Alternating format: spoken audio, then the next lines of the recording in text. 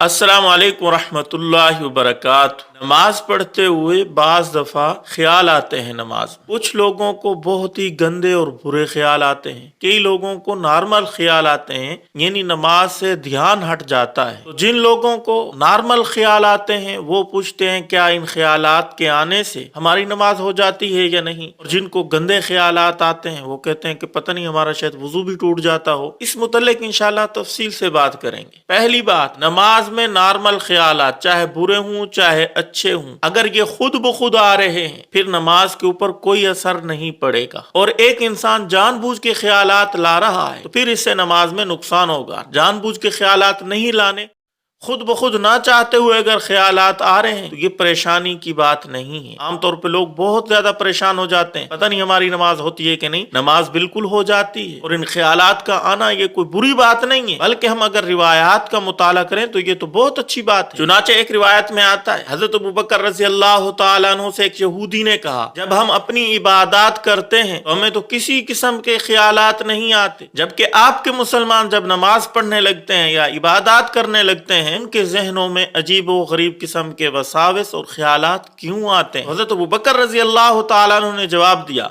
आप मुझे ये बताएं, एक चोर एक घर में घुसा, दो कमरे हैं, एक कमरे के अंदर सोना हीरे जवाहरात सामान पड़ा है, एक कमरा बिल्कुल खाली है, तो चोर कौन से कमरे में जाएगा, खाली में या भरे हुए कमरे में। तो यहूदी ने कहा कि भाई खाली कमरे में वो क्या करने जाएगा, वो तो उसी कमरे में जाएगा जहां उसको माल मिलेगा। हज़रत अबू बकर रज़ी अल्लाह तआला ने फरमाया, शैतान उसके पास क्यों वसाविस लेके जाएगा, गलत ख्याल लेके जाएगा, जो इंसान ईमान से खाली है। इसके पास ईमान है, जहां से कुछ उसको मिलेगा उसी के पास शैतान आएगा। और एक रिवायत में ये भी आता है, हजरत अली रज़ी अल्लाह तआला अन्हु के पास एक शख्स आए कि मुझे नमाज में बड़े ख्यालात आते हैं। तो हजरत अली रज़ी अल्लाह तआला ने फरमाया, बड़ा ही तू खुशकिस्मत है, तू ईमान और तकवे और परहेजगारी नेकी में इस दर्जे पे पहुंच गया है कि शैतान को खतरा लायक होने लगा है, इस वजह से तेरी इबादत में वो इस किस्म के ख्यालात लाता है, इसमें परेशान होने की बात नहीं है। तो मेरे मुसलमान भाइयों, जो नमाज पढ़ते हैं उनको गलत ख्यालात आते हैं, इनकी वजह से परेशान ना हुआ करें। ईमान आपका कामिल है, आप नेकी के काम में लगे हुए हैं, इस वजह से तो शैतान आपके ऊपर हमला कर रहा है। अब आते हैं दूसरे सवाल की तरफ, जो अक्सर अहबाब पूछते हैं कि हमें नमाज में गंदे ख्यालात आते हैं, कहीं इससे वुजू तो नहीं टूट जाता। अगर आपको गंदे गंदे ख्यालात आते हैं, वुजू के टूटने के साथ इन गलत ख्यालात का कोई ताल्लुक नहीं है। हाँ, अलबत्ता अगर उन गलत ख्यालात की वजह से शर्मगाह से कोई चीज खारिज हो गई, मजी वगैरह, फिर वुजू टूट जाएगा। अब आते हैं उस मकसद की तरफ, इन गलत ख्यालात को दूर कैसे किया जाए। गंदे ख्यालात आते हैं या आम ख्यालात आते हैं, लोग परेशान होते हैं कि हमें ख्यालात ना आए, उसका भी बड़ा आसान तरीका है। मैं कई किस्म के तरीके आपको बताऊंगा। एक तरीका तो ये है, हदीस पाक में आता है जिसका मफहूम है, गालिबन हजरत उस्मान बिन अबी आस रज़ी अल्लाह तआला अन्हु रसूलुल्लाह सल्लल्लाहु अलैहि वसल्लम के पास तशरीफ लाए, या रसूलुल्लाह, नमाज के अंदर खल्त मल्त हो जाता है, अजीब गरीब किस्म के ख्यालात आते हैं, कोई हल बता दीजिए। रसूलुल्लाह सल्लल्लाहु अलैहि वसल्लम ने फरमाया, ये खिंजब शैतान है, इसका नाम खिंजब है, ये नमाज में भुलाने की कोशिश करता है। तो रसूलुल्लाह सल्लल्लाहु अलैहि वसल्लम ने इरशाद फरमाया, जिसका खुलासा ये निकलता है, जब भी आप नमाज पढ़ने लगे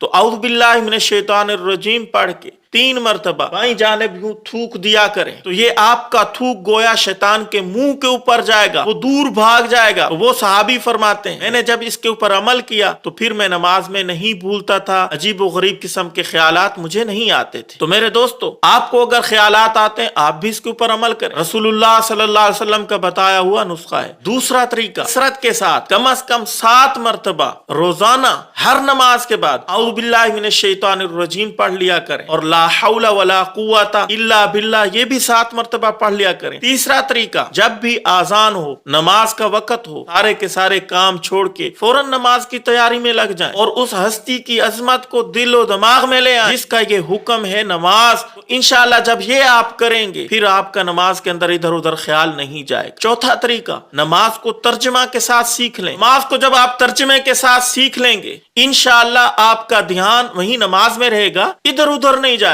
पांचवा तरीका, जो अल्फाज आप जबान से निकाल रहे हैं उन अल्फाज के ऊपर ध्यान हो। मिसाल के तौर पे सुब्हान रब्बियल आला, ये अल्लाह की किबरियाई हो रही है। सुब्हानकल्लाहुम्मा व बिहम्दिका, अल्लाह की पाकीज़गी बयान की जा रही है, उसकी हम्द व सना बयान की जा रही है, अल्लाह कितनी अज़मतों वाला है, इस तरफ ध्यान को ले जाएं। छठा तरीका, नमाज में मुस्तहब्बात हैं उनके ऊपर तवज्जो दें। मिसाल के तौर पे क़याम में खड़ा होना है, सजदे वाली जगह देखना है, रकू में जाना है पाँव के ऊपर देखना है, सजदे में जाना है नाक के ऊपर देखना है, तहियात पे बैठना है तो गोद में देखना है। इस तरीके से आप अपना ध्यान उन चीजों के ऊपर जब रखेंगे जहां जहां देखना है, निगाह रखनी है, इंशाल्लाह फिर आपके इधर उधर ख्यालात नहीं जाएंगे। सातवां तरीका, जब आप नमाज की तैयारी कर रहे हैं, इस्तिंजा अच्छे तरीके से करें, पाकीज़गी का लिहाज रखें, वुजू सुन्नत के मुताबिक करें। आठवां तरीका, जिन लोगों को गलत किस्म के गंदे ख्यालात आते हैं तो वो अपनी महाफिल चेंज करें, अच्छी महाफिल में बैठें, वीडियोस गलत किस्म की मोबाइल के ऊपर ना देखें, रिसाले ऐसे किस्म की कुतब का मुताला ना करें जिनके अंदर गलत बातें मिलती हूँ। इंशाल्लाह इसकी बरकत से भी गंदे ख्याल आने बंद हो जाएंगे। 10वां तरीका, ये समझें ये जो मैं नमाज पढ़ रहा हूँ